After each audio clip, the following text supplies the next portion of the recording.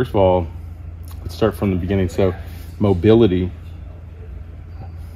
5-degree difference in your left side. I don't know why. You can look at that, and you can see, so left, both ankle mobility is shorter. Could have injured your left leg.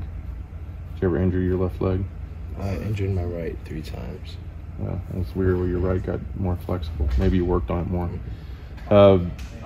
You're short in internal and external rotation, so the way your hip swivels like this, that's going to affect challenges in hip to shoulder separation.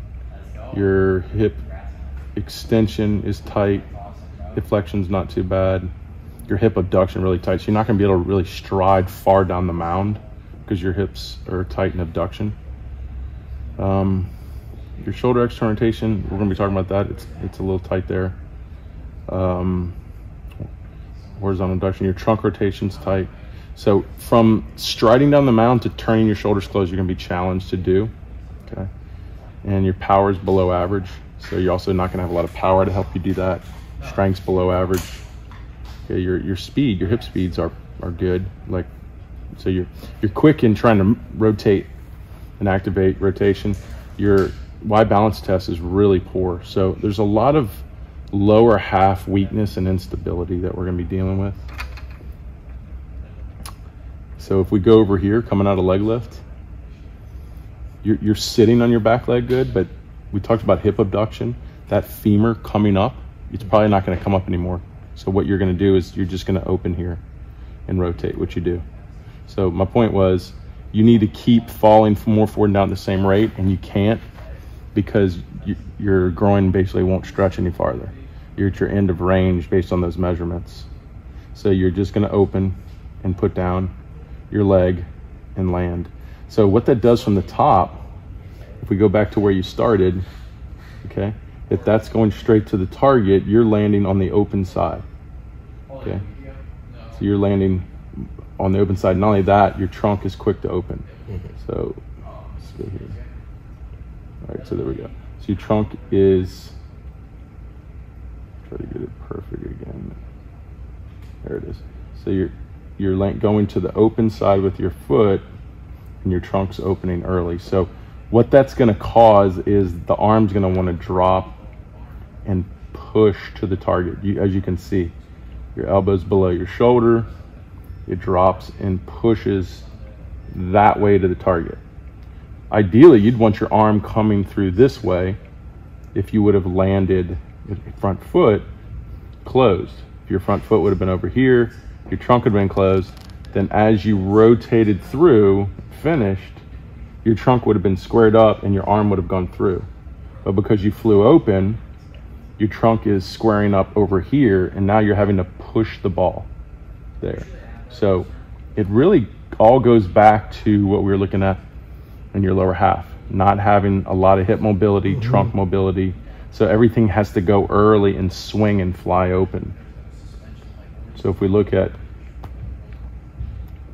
kinematic sequence, this is how everything's timing and speeds. So just like on the avatar, the red is the hip, the green is the trunk. Notice when you land right here, boom, your hips stop peaking. Now a fast explosive hip is going to have a hard V curve. Your hips flatten out. That means you, right at this point, ran out of power, okay? And that's because you flew open early and your back leg just went down. This is the only leg on the ground, so that leg has to push and drive to propel and peak this hip rotation.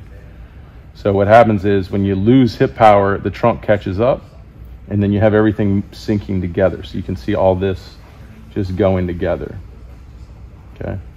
And that's why probably the biggest rotator here of power is the blue line, the glove. Your glove's pulling hard across your body and trying to create the velocity, and then you're having to push your arm to finish it. So this is a push of the arm to finish it. We want the trunk driving this. We want the hip driving the trunk, and the trunk pushing all the energy of the arm, because the studies show 86% of the energy in the arm comes from the trunk. But the problem is when you're finishing way over here, now your arm has to finish the pitch. It has to push the pitch through, right? And you can see you're getting, because of this big swooping rotational movement, you're coming around the ball, and that's why your spin efficiency is so poor, 78, because you're hooking around the ball as opposed to coming over through the ball, which would give you a more true spin and a higher spin efficiency. Okay, so it goes in the beginning. If you run out of hip abduction, and as you can see this red line coming early, that should be still counter rotating. So you ran out of hip abduction, so you rotated early, which caused you to try to power in rotation, caused you to try to use your glove to power in rotation. Now everything flies off the target. Now you have to push your arm through to finish it. So it forces your arm to internally rotate harder. It delays pronation. It's a lot harder on your arm. And your arm's having to do a lot of the work it doesn't need to do. So we have to go back to the drawing board, and we need to get the hips to mobilize. So when you're right here, you're still closed, and now you're in a good position to drive and power the hip, and then we get this explosive hip.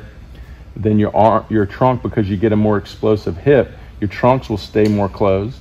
So you push the trunk power out here, and it'll exponentially go harder, and then your trunk will finish more towards the target as opposed to off the target.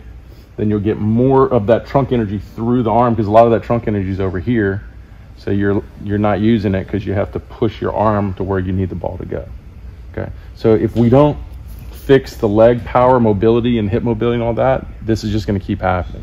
So we have to go back and re-engineer the lower half so this all stays more closed and more of that energy comes up and through, and we separate the hips and shoulders to really amplify that energy.